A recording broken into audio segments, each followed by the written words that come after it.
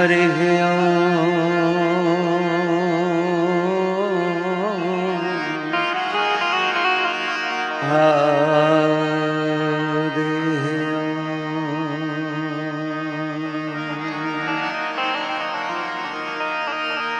वक्रतुंड महाकाय सूर्यकोटि समप्रभ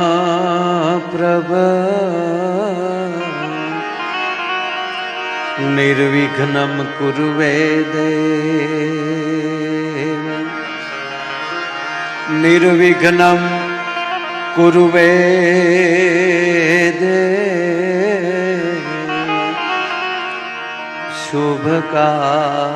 शुभकार्येषु सर्वदा निर्विघ्नं कुरु मे देव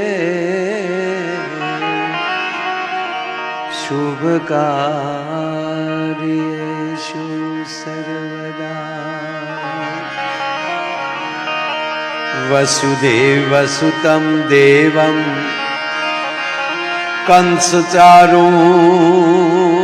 कंसचारूणमर्दना देवकी परमानंदं कृष्णं वंदे जगद्गुरु देवकी परमानंदं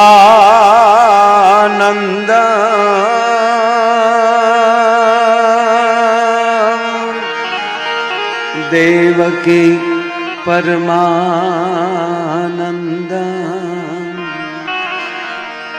कृष्णं वंदे जगद्गुरु गुरु ब्रह्मा गुरु विष्णु गुरुर्देवो महेश्वरा गुरु ब्रह्मा गुरु विष्णु गुरुर्देवो महेश्वरा गुरु साक्षात् परं ब्रह्म तस्मै श्री गुरुवे नमः गुरु साक्षात् परं ब्रह्म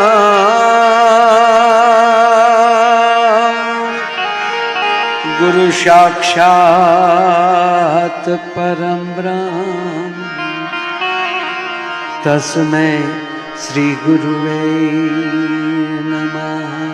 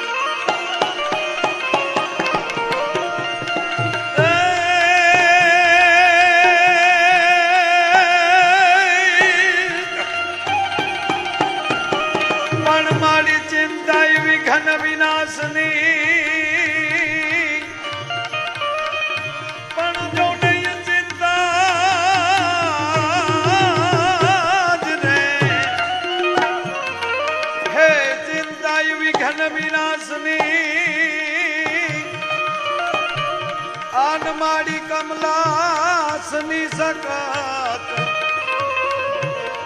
ए माड़ी वीस रे हाथी हंस वाहिनी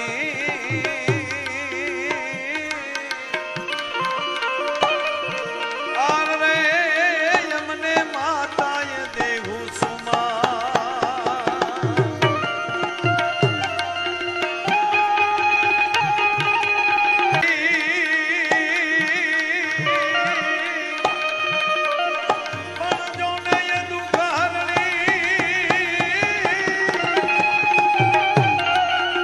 Hey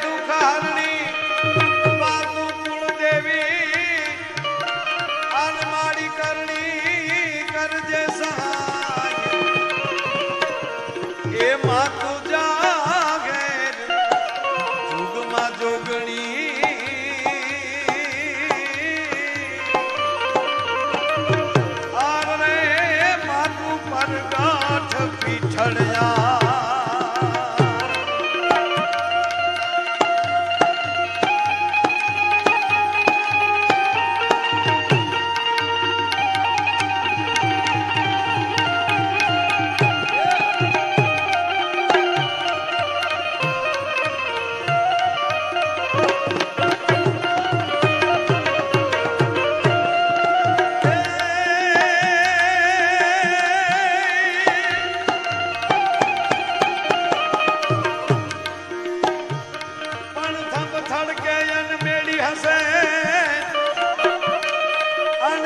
ખેલાણ લાગી ખાટ એ તમે સૌ સજણા ભલે ને આવ્યા એટલું જ એટી જોવે તમારી વાત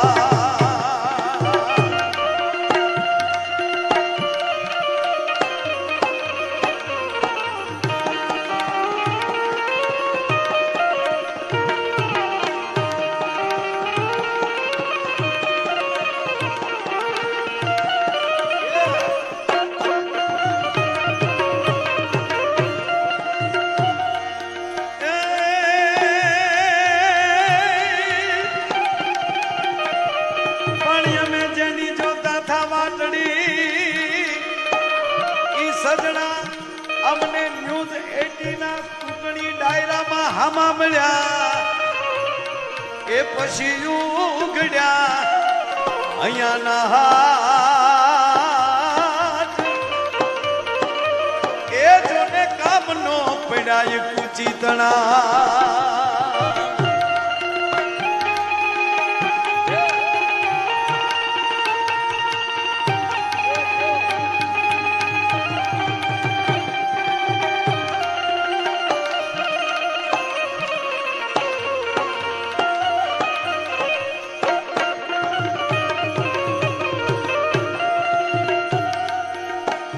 આજે ન્યૂઝ 18 ના આંગણે ચૂંટણીનો ડાયરો અને જ્યારે 2022 નું જ્યારે ચૂંટણીનું બિંગુલ ફૂંકાઈ ગયું છે ત્યારે માહોલ કેવો છે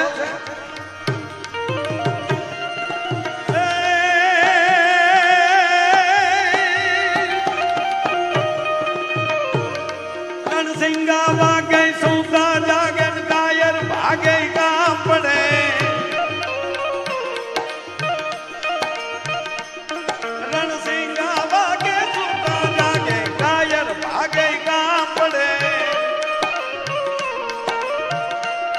ધગધગતી ધરતી ફોજુ ભરતી વિનાશ કરતી ત્રે ગવડે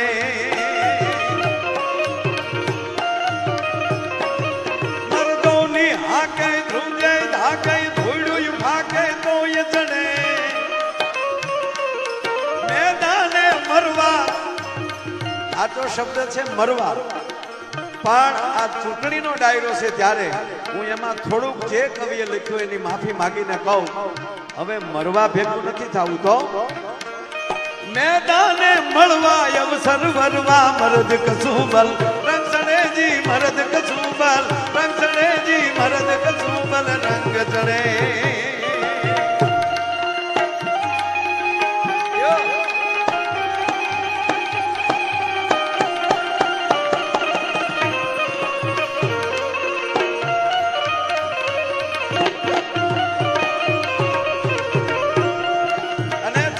માહોલ કેવો હોય છે દરેક ઉમેદવારોને એમ હોય હું આવી જાય દરેક ઉમેદવારને એમ હોય સમાજ મારી સાથે છે પણ સાચો ટહુકો તો જ્યારે અંદરથી જ્યારે સમાજ જ્યારે સ્વીકારતો હોય ત્યારે જેમ ધરતીને મેઘ સ્વીકારતો હોય અને મેઘને ધરતી સ્વીકારતી હોય જે ધરતી મેઘને ન સ્વીકારી શકે ત્યાં પણ એમ કહેવાય થોડો ઘણો પાણીનો પ્રલય થતો હોય છે પણ જ્યારે ઈ ડુંગરની ટૂંક ઉપર બેઠેલો મોરલો જેથી મેઘને સ્વીકારતો હોય અને પોતાની ડોકની હાકળના ત્રણ કટકા કરી તેથી મોરલો કહેતો કે મે આવ મે આવ મે આવ અને તેથી જે વરસાદ જે ગાંડો થાય મેઘરાજા ગાંડો થાય એવો માહોલ છે આ વખતે અને કેવો માહોલ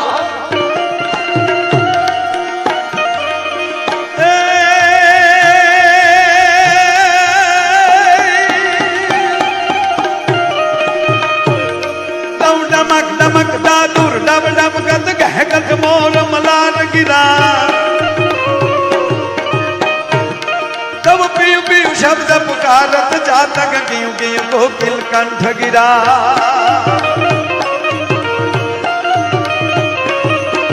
गड़ड़ गड़ड़ नभ होत गड़ा कंठ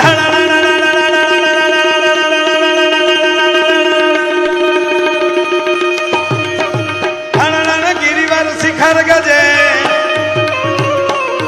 तब रूम जुम रूम जुम रूम जुम रूम जुम रूम जुम रूम जुम बरसत बरसा गरर गरर गन गोर्ग देजी घरर गरर गन गोर्ग देजी घरर गरर गन गोर्ग देजी घरर गरर गन गोर्ग देजी घरर गरर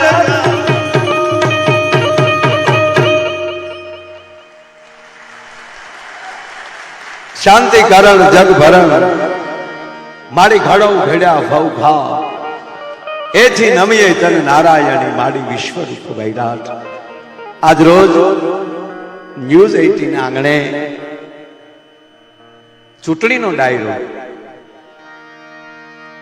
चूंटणी चूंटणी छे मारे पहला एक चौखवट कर दो कि જ્યારે આ દેશને આઝાદી લોકશાહી નહોતી આવી ત્યારે યુદ્ધથી વિજય થતો હતો સામસામા રાજાઓ પોતપોતાનું સૈન્ય બળ દેખાડે એમાં લાખો માણસ નિર્દોષ માણસો મરી જતા હતા સૈનિકો આજે લોકશાહી પછી પૂજ્ય મહાત્મા ગાંધી ગાંધી બાપુના પ્રયાસ વલ્લભભાઈનો પ્રયાસ આ બધાએ કંઈક નવી ક્રાંતિ લાવીને આ દેશને 1947માં લોકશાહીમાં જોડ્યો પ્રજાને સત્તા આપી જેવી રીતે એ વખતે યુદ્ધ થતું ત્યારે ઘરદીઠ એક એક વ્યક્તિને યુદ્ધમાં જવું ફરજિયાત હતું ત્યારે મરવા જવું પડતું હતું સાહેબ તો કાર્યક્રમની શરૂઆત કરતા પહેલા કહું કે તેથી મરવા જવું પડતું હતું આજે હું આપને કહું છું કે મત દેવો એ આપણો જન્મજાત અધિકાર છે જે વ્યક્તિ મત દેવા ન આવે એને હું કાયર સમજુ છું તમે મત કોને આપો એ તો તમારા મનને મત એટલે મન તમારું મન જ્યાં જાય ત્યાં પણ પહેલા જે ફરજિયાત મરવા પણ જાવ આપ તૈયારી હતી માણસોની કારણ કે રાષ્ટ્રને બચાવવો છે એમ આપને પણ રાષ્ટ્ર બચાવવો હોય તો આળસ કરીને ઘરે ન બેઠા રહેતા જે તારીખ જાહેર થાય જે દિવસે આપણને જવાનું થાય મત દેવો એ આપણો જન્મજાત અધિકાર છે ઘણા નથી ઘરે બેઠા બેઠા કે હવે આમાં કોને દેવો તમને ને તમને દેજો પણ જાવ તો ખરા ફોર્મ ભરી આવવાનું એમાં કઈ ખર્ચો છે નહીં ડિપોઝિટ હોય એમાં અરે એક ભાઈનો જન્મદિવસ ભાઈ ઓફિસે બેઠેલો બેનનો જન્મદિવસ હતો એના પત્નીનો જન્મદિવસ ને યાર ભૂલાઈ જાય એટલે તો કેવડો ડખો થાય યાર ચૂંટણી તો નાની પડે પછી ઓફિસે ખબર પડી યાર કે આજે મારા વાઈફનો જન્મદિવસ એટલે વિચારાને પછી તો આપ જાણો છો કેટલી સ્પીડમાં નીકળ્યો રસ્તામાં કમળનું ફૂલ લેતો ગયો ઘરે જઈને એની પત્નીને જ્યાં ડોરવેલ દબાવ્યો ને એની પત્નીએ દરવાજો ખોલ્યો તો કમળનું ફૂલ લઈને ઉભો થયો happy birthday to you my darling બેને ડાયાઓ બેને ધડદીને ફૂલ તો લઈ લીધું થેન્ક યુ માય ડાર્લિંગ મારું બકુ એ ફૂલ લઈ અને બેને એક થપાટ મૂક્યો મૂળ તો બેનનો મગજ વયો ગયેલો કે આજે એને કંઈક સારી ગિફ્ટ લાવી જાય બેને ફૂલ લઈને ઉભો રહ્યો બેને એક થપાટ મૂકી એટલે એના પતિએ કીધું કે મેં તમને ફૂલ આપ્યું અને તમે મને લાફો માર્યો ના ઘૂઘો એ તમારો વહેમ છે તમે મને કમળ એટલે ભાજપની નિશાન આપી મેં તમને કોંગ્રેસની આપી લે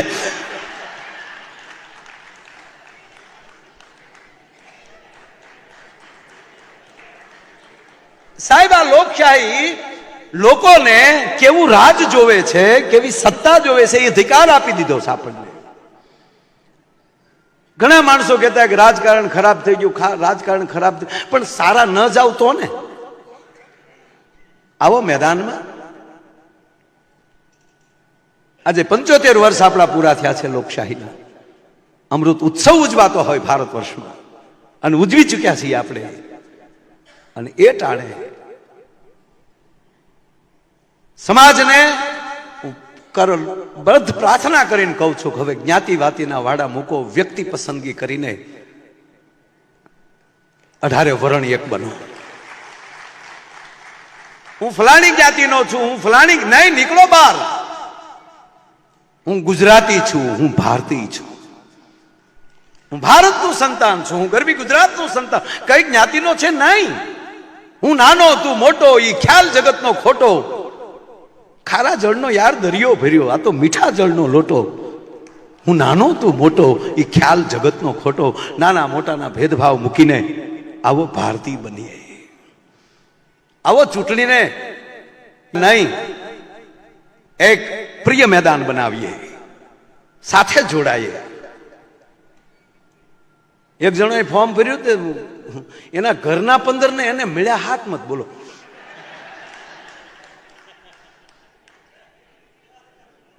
ગોથું ખાઈ ગયો, ગોથું કે મારા ઘરમાં હાથના મત કોણ શીખી ગયું.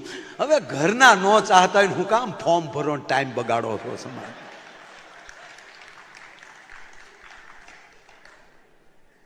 આ જગતમાં જો તમે મગજથી બીજાને હરવી શકો, બુદ્ધિથી. જો બુદ્ધિને દિલમાં એક વેતનું અંતર છે. બુદ્ધિ અહીંયા રહે અને હૃદય અહીંયા હોય. ઘણા નથી કહેતા કે એ બધાને ન હોય, અમુક બેનોને બુદ્ધિ પાન્ય હોય. લે, આપણે કહે ને કે બાયુની બુદ્ધિ પાન્ય.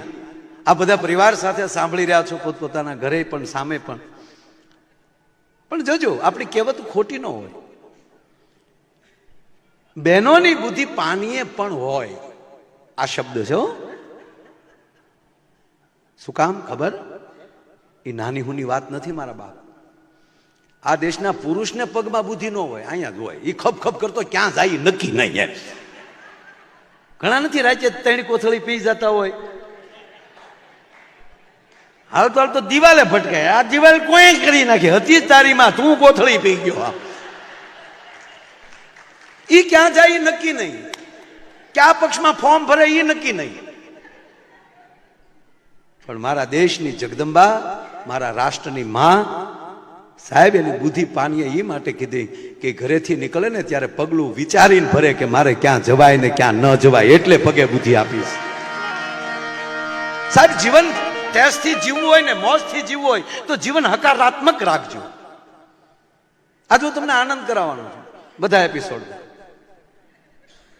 જેમ વલોણું હાલતું હોય દહીંની અંદર ને છાશ બનાવે અને માખણ ને બધું તારવી નાખે, જેમ ગમકારો બોલતો હોય ને એવો ગમકારો બોલાવાનો. એકચ્યુઅલી આજે મને તબિયત ખરાબ નથી, હું તો ઘીરે રહેવાય.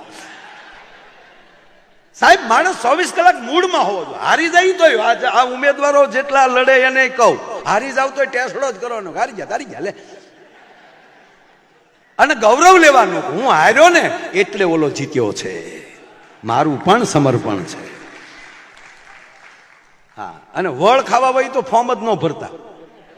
હું હાર્યો ને હવે જોઈ લઉં છું. હવે જોઈ લેવામાં તારા બાપ બીજા 5 વર્ષમાં હલવા. टेस्ट करो ना यार, दड़ी पड़ी मैदान में खेलन सो ले जाए, नहीं किसी के बाप की हो तो जीते सो ले जाए. જે જીત છે પણ એટલું કહું કે બુદ્ધિથી તમે બીજાને હરવી શકો. જીતવા માટે તો પ્રેમ જ જોવે. જેને દિલ હશે, જેને હૃદય હોય, તમે આ બુદ્ધિ છે ને, બુદ્ધિથી બીજાને છેતરી શકાય. નવી નવી સ્કીમો કાઢીને નથી ઘણા ભાષણ. બેનો ભાઈઓ, અમને જો તમે મત આપશો મિત્રો. એક જણો ભાષણ કરતો હતો, બોલો, હું તમારા ગામમાં નળ ફિટ કરાવી દઈ. જીતી ગયો, નળ ફિટ કરાવી દીધા, પછી પાણી ન આવ્યું. બીજા 5 વર્ષ વાટ જોઈને પાછો નીકળ્યો, મિત્રો હવે તમે મને જો મત આપશો તો હું તમારા નળમાં પાણી લાવી દઈ. ગામના કે તું તો નીકળે જ તે, તું ન આવતો. ટકે ટકે હવે પછી તું એમ કે ને કે હવે મત આપશો ત્યારે હું કોક ખોલી દઈ.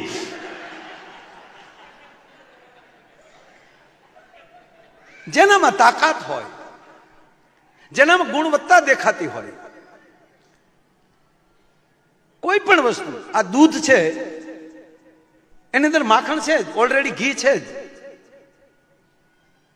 પણ ફેટ માપો ને તો ખબર પડી જાય કે આની અંદર એટલે અરે અમે તો માલધારીના દીકરા છીએ, ઘૂંટડો ભરીને કહી દઈએ કે આમાં કેટલા કિલા દૂધમાં કેટલા કિલા ઘી નીકળે, ઘૂંટડો ભરીને કહી દો. તમે તાર મને બોલાવજો, પણ 2 લોટા પી પછી ખબર પડે. હો ભાઈ, તમે પછી ધડુક દિન પાવડું આપી દો એટલું હાલ છે એ નહીં મેળાવે. પણ બહુ સરસ વાત છે કે દૂધના પ્યાલાની અંદર દહીં પણ હોય છે, માખણ પણ હોય છે, ઘી પણ હોય છે, છાશ પણ હોય છે. પણ એ તો આ દેશની માં જ્યારે એની અંદર મેળવણ નાખી દે અને મેળવણ નાખ્યા પછી એમાં સરસ મજાની દૂધની ટોપલી ભરી અને એની અંદર એ તપેલીમાં જે મેળવણ નખાતું એટલી છાશના ટીપા નાખીને પછી માથે શીબું ઢાંકી દે અને પછી આખું ઘર શાંતિથી હોઈ જાય ને. તમે કલ્પના તો કરો કેટલો આપણને દૂધ ઉપર વિશ્વાસ છે કે સવારે જામી જ જાય.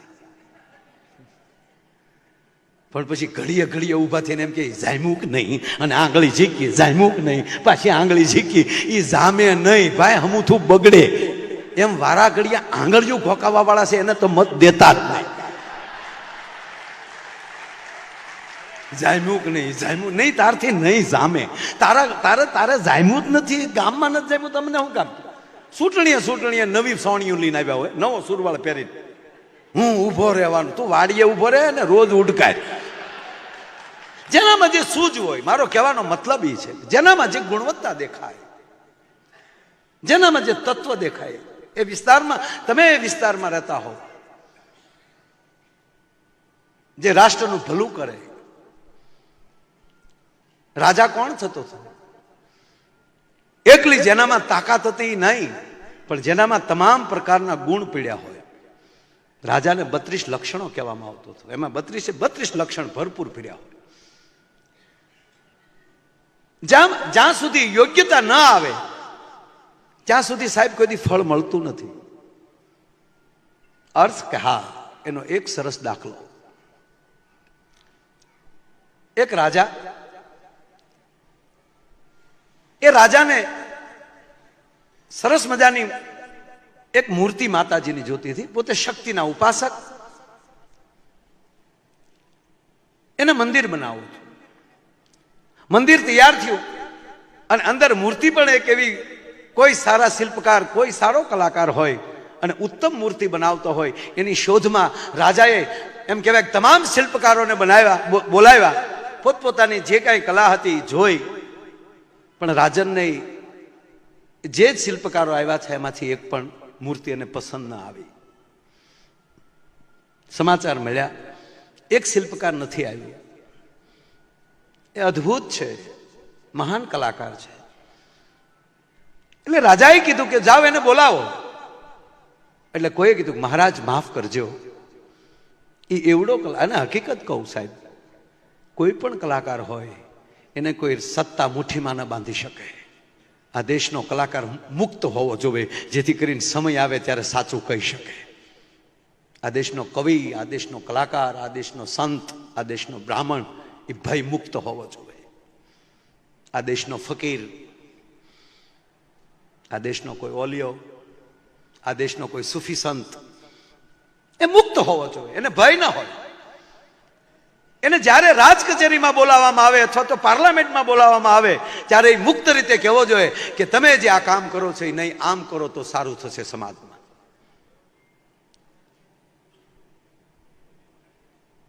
એને કીધું મહારાજ માફ કરજો,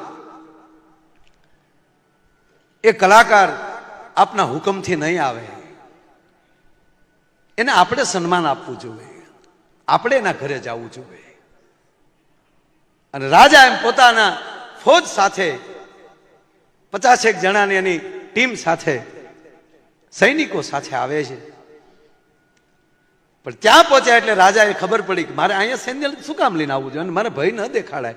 સૈનિકોને કીધું તમે એક બાજુ ઉભા રહ્યો, હું એકલો જાઉં છું. રાજા અને પ્રધાન બંને ગયા અને કલાકાર જે હતા, શિલ્પકાર હતા, એને મહારાજે વંદન કર્યા. વડીલ, હું મહારાજ પોતે આપને મળવા આવ્યો છું, પધારો મહારાજ, મારા ઘરે તમારું સ્વાગત છે.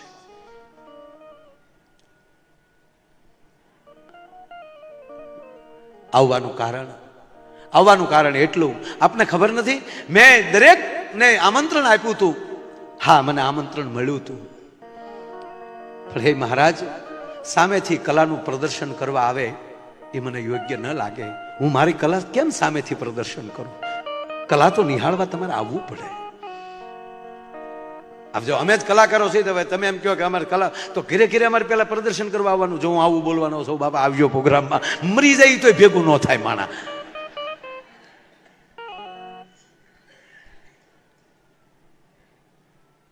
એટલે મહારાજ મને માફ કરજો,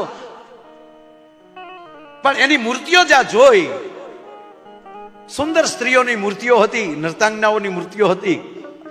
એ વખતના કોઈ સ્ટાર જે કલાકારો હતા એની મૂર્તિઓ હતી. આબેહૂબ જે વ્યક્તિની મૂર્તિ હતી એ જ વ્યક્તિ એમાં દેખાય, કેવલ પ્રાણ નહોતો દેખાતો. અને આમ જો બુદ્ધિ છે ને, એ બુદ્ધિ પોતાની કળામાં વપરાય, પણ ઈશ્વરને છેતરવા ન કરાયો.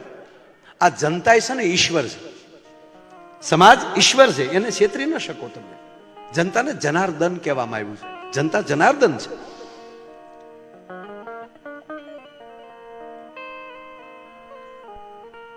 એક કલાકાર એવો હતો ને, તે એણે શું કર્યું ખબર? પોતાની મૂર્તિઓ બનાવી નાખી.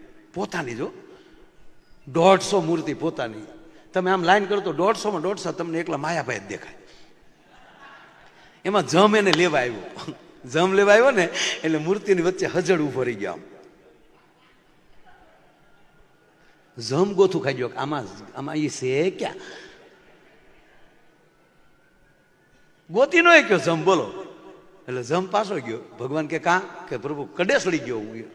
150 માયાભાઈ છે, એમાં મારે હાસો કયો ગોતવો?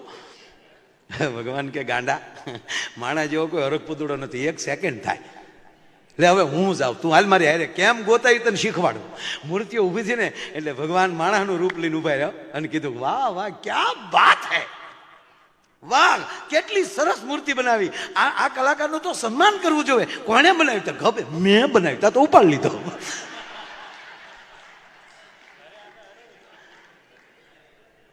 જ્યાં મેં ને જ્યાં હું આવશે એટલે ઉપડી જાઓ. હુંકાર ન કરો, સરળતાથી જીવો. આ કલાકારની એવી મૂર્તિઓ જોઈ એટલે રાજાએ કીધું કે મારે માતાજીની મૂર્તિ બનાવી છે. મહારાજ, હું ચોક્કસ બનાવી દઈશ. કેટલા સમયમાં? 1 મહિનો આપો. વાત ચાલે છે લાયકાત પ્રાપ્ત કરવાની. જે ક્ષેત્રમાં જાઓ એની બરોબર લાયકાત. 1 મહિનો થઈ ગયો. રાજાએ સમાચાર મુકાવ્યા કે 1 મહિનાનું આપણે શિલ્પકારે કીધું હતું, મૂર્તિ તૈયાર થઈ ગઈ. તો સામેથી જવાબ આપ્યો, મહારાજને કહેજો મને માફ કરે, હજી મેં મૂર્તિ બનાવવાનું ચાલુ નથી કર્યું. રાજાને ક્રોધ ચડ્યો કે હું રાજા છું, હું એક તો સામેથી એને મળવા ગયો અને સત્તા એના કીધા પ્રમાણે મેં 1 મહિનો કીધું અને એને મારા શબ્દોનું અનાદન કર્યું છે. રાજા જાય છે પાછા. રાજા છે પોતે. શિલ્પકાર શું સમજે તારી જાતને? મને 1 મહિનો કીધું, હજી તે ચાલુ પણ નથી કર્યું. મહારાજ, મને માફ કરજો, મારાથી મૂર્તિ બનાવવાનું ચાલુ નથી થયું, મને હજી 15 દી આપો. સાહેબ, 15 દી પૂરા થયા. ફરીવાર કીધું, મહારાજને કહેજો મેં હજી મૂર્તિ બનાવવાનું ચાલુ નથી કર્યું. રાજન અતિ ક્રોધિત થઈ આવે છે, તલવારની મૂઠ ઉપર હાથ નાખ્યો. એક વાર તે મહિનો કીધો, બીજી વાર તે 15 દી કીધા. અને એક રાજાને છેતરેશ તું, મારી સાથે બનાવટ કરેશ. તને ખબર તું કોની સામે ખોટું બોલેશ, તારું શિર છેદ થશે. એમ કરીને તલવારની મૂઠ ઉપર જ્યાં હાથ નાખ્યો એટલે કલાકાર નમી અને રાજનને કહે છે, મહારાજ, તમારી તલવાર મારું મસ્તક, હું તમારો ગુનેગાર છું. રાજનને થયું તને મોતનો પણ ભય નથી. મહારાજ માફ કરજો, કલાકારને મોતનો ભય નથી હોતો. કે તો જૂઠું કેમ બોલે? તો મહારાજ વાત સાંભળશો મારી? ધારું તો હું 24 કલાકમાં મૂર્તિ બનાવી દઉં, મારે સમય ન લાગે. તાક તો આજ 45 દિવસ થયા અને તે મૂર્તિ બનાવવાનું ચાલુ પણ નથી કર્યું. તાક મહારાજ, મેં એ માટે ચાલુ નથી કર્યું, મેં અત્યાર સુધી બનાવી મૂર્તિઓ તો નૃત્ય કરતી દીકરીઓની બનાવી છે. મેં અત્યાર સુધી કોઈ દી માતાજીની મૂર્તિ નથી બનાવી. મેં અપસરાની મૂર્તિ બનાવી છે. કોઈ સ્ત્રી મારા ચિત્તમાં છે. અને મહારાજ, કોઈ સ્ત્રી મારા ચિત્તમાં હોય ને હું માની મૂર્તિ બનાવું તો કદાચ એની અણહાર એમાં આવી જાય, પણ મારા હૃદયમાં જ્યાં સુધી મારી માં પ્રગટ ન થાય, માં શક્તિ પ્રગટ ન થાય, ત્યાં સુધી હું કેમ બનાવી શકું? મહારાજ મને માફ કરજો. મેં આ 45 દિવસ મારું કોઈ કાર્ય નથી કર્યું. કેવલ ને કેવલ 45 દિવસથી મારી માની આરાધના કરું છું. પણ જ્યાં સુધી આરાધના મારી અંદર મને માં નહીં દેખાય, કોક દેખાય તોય અણહાર ઉતારું ને. તેથી રાજા ઝૂકી ગયા અને કીધું, ચિત્રકાર, તમે તો 45 દિવસનું કહો છો, પણ આજ રાજન તમને પ્રાર્થના કરીને કહે છે કે હવે 45 વર્ષે ભલે બાપ વયા જાય, પણ જ્યાં સુધી તને માં પ્રગટ ન થાય ત્યાં સુધી તું બનાવવાનું કાર્ય ન કરતો. કારણ કે હું ચિત્રકાર છું. જ્યાં સુધી લાયકાત ન મળું ત્યાં સુધી મારે ન કરાય. એમ હું સમાજને કહું છું કે તમારી અંદર સમાજ સેવાનો ઉભરો ન આવે ને ત્યાં સુધી ફોર્મ ન ભરતા. હું સમાજ સેવક છું. મારે કંઈક કરવું છે. પીડા, વેદના. આ દેશના પ્રથમ રાષ્ટ્રપતિ ડોક્ટર રાજેન્દ્ર પ્રસાદ, એણે એમના ગુરુને પ્રશ્ન કરેલો कि गुरुजी रास्ता साफ है, मंजिल भी दिखाई रही है, लेकिन हम मंजिल तक पहुंच नहीं पाते. उसका क्या मतलब होता है? उसका अर्थ क्या होता है? हम मंजिल क्यों नहीं पा रहे हैं? और तेरी गुरु ये जवाब आप्यो थो, रास्ता भी हो, मंजिल भी दिखाई रही हो, लेकिन देख बेटा, पीड़ा होनी चाहिए, दर्द होना चाहिए मंजिल तक पहुंचने का. एम भारत वर्ष में मने तमने ज्यां सुधी मां भारती तणु दर्द पैदा न थाय, वतन प्रत्येनु दर्द पैदा न थाय, पछी कोई पण कोमनो होय. અને કહેવા ગયો દરેક ધર્મમાં સાહેબ લખ્યું છે જનની અને જન્મભૂમિ સ્વર્ગ કરતા મહાન છે. इस्लाम પણ એ કહે છે કે तुझे जन्नत चाहिए तो अम्मा जान के कदमों में चला जा. અને મારા દેશનો વેદ પણ એમ કહે છે, ઉપનિષદ પણ એ કહે છે કે જનની અને જન્મભૂમિ સ્વર્ગ કરતા મહાન છે. એમ આવો સાથે મળીને આ દેશને અદ્ભુત બનાવીએ, આ દેશમાં એકતા લાવીએ, આ દેશમાં જ્ઞાતિ વાતીના વાડા મૂકીને આવો ભારતીય બનીએ. તો જ કહેવાશે સારે જહાં સે અચ્છા એ હિન્દુસ્તાન હમારા.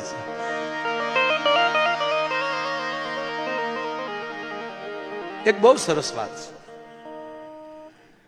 આપણા કવિઓએ જે ગીતો લખ્યા ને એ અદ્ભુત છે. નહીતર ઘણા દીકરે સંભાળ્યું છે. તો તારે ક્યું ખાતું જોવે? તા બોલે કે હારા હારા ખાતા થાવ લઈ ગયા. હવે હું વિરોધ પક્ષમાં બેહવાની ને તમારી સરકાર નહીં હાલવા દઉં. આની વાત ન રહી સાહેબ. પણ ગાંધીજી આજ તારે એ બારણે બેઠો, આટલું આજ તું બતાવે મારા દેશમાં, કેદી હવે રામ રાજ આવે આ દેશમાં, કેદી હવે રામ રાજ આવે.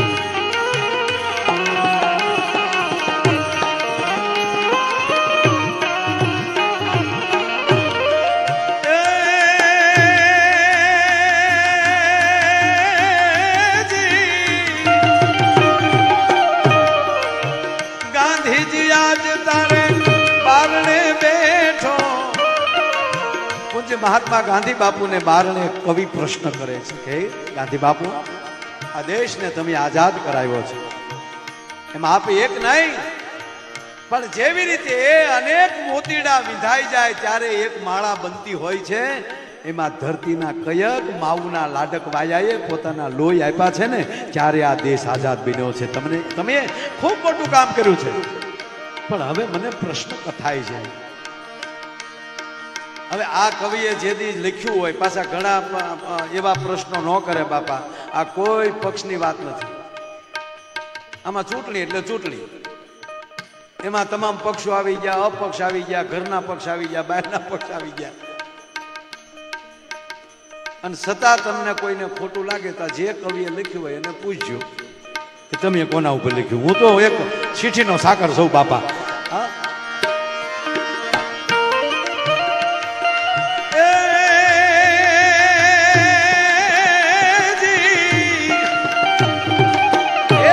બાપુ, હે ગાંધી બાપુ, તારા દ્વારે બેઠો બેઠો આજ કવિ પ્રાર્થના કરે છે, ગાંધીજી આજ તારે બારણે બેઠો, આટલું આજ તું બતાવે, મારા દેશમાં કેદી હવે રામરાજ આવે. કે તો દેખાણું શું તમને? અનેક આંકડા વાળિયા યોજના, હવામાં બંગલા બનાવે,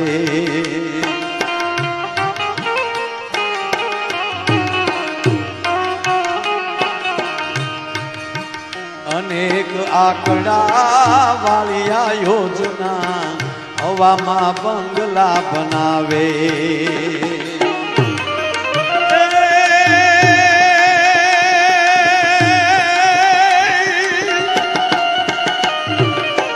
સુતેલા સપના લાગે સુવાલા, સુતેલા સપના લાગે સુવાલા, ઉઠીને આહુડા પડાવે, મારા દેશમાં કેદી હવે રામ રાજ આવે, આ દેશમાં કેદી હવે રામ રાજ આવે.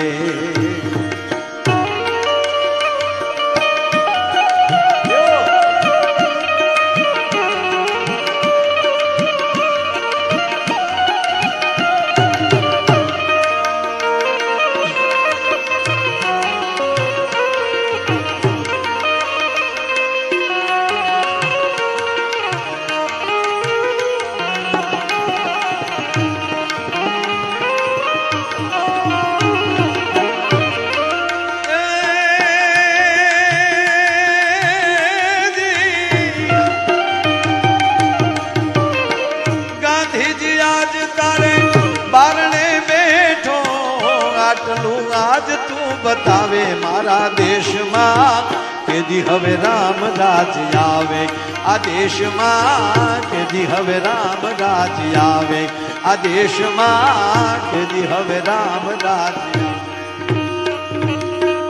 ગાંધીજી આજ તારે બારણે બેઠો, આટલું આજ તું બતાવે, મારા દેશમાં કેદી હવે રામ રાજ આવે. જો કવિએ શબ્દ વાપર્યો, અનેક આંકડા વાળિયા યોજના, હવામાં બંગલા બનાવે, અને સુતેલા સપના લાગે સુવાળા.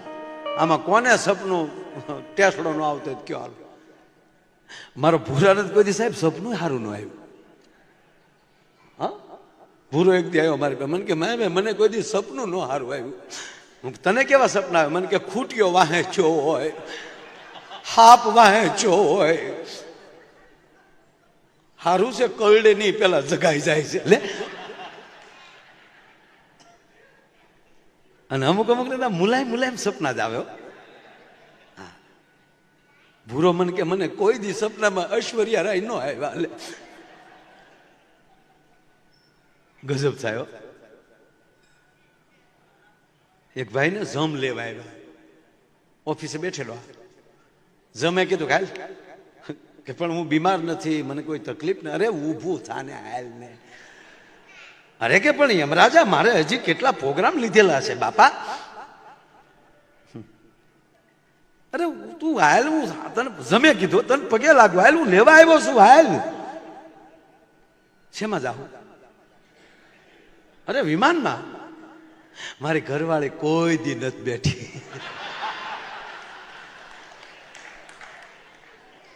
અને જમરાજા તમને ખબર ન હોય તો કહું, અમારે અહીંયા નિયમ હોય લેડી ફર્સ્ટ. લે